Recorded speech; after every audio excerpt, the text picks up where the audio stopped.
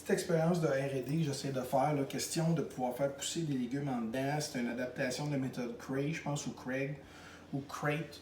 En fait, c'est que je veux, par hydroponie, faire pousser des oignons, puis on voit que ça fonctionne.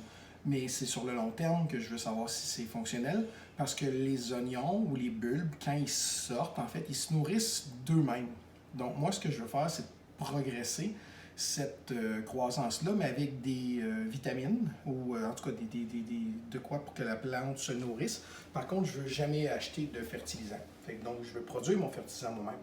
Puis je pourrais dire, je vais prendre de la peau de banane, je vais prendre d'autres solutions, mais le problème, c'est que parce que mon eau ici, je ne veux pas qu'elle développe des bactéries, elle ne pourra pas être décomposée, cette matière-là, pour la rendre soluble pour les plantes. Fait qu'il faut que je me tourne vers autre chose, d'autres sortes de nutriments.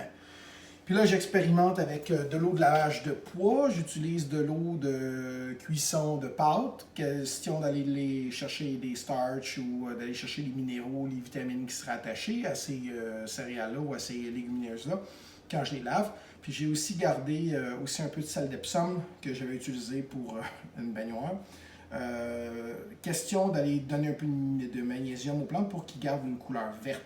Généralement, le côté blanchâtre ou plus vert pâle d'une plante, ça serait dû à un manque de magnésium. Puis encore, je ne suis pas connaisseur là-dedans, là, mais c'est l'expérimentation que je suis en train de faire. On est à peu près à 2 semaines.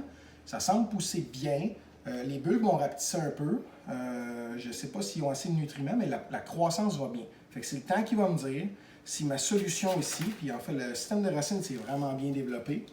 Fait que, à savoir si ma solution ici, que je ne veux pas jouer dedans tous les jours, je veux juste laisser ça là puis changer l'eau maximum une fois semaine. Donc, je ne veux pas développer de bactéries là-dedans, je ne veux pas créer un microsystème là-dedans.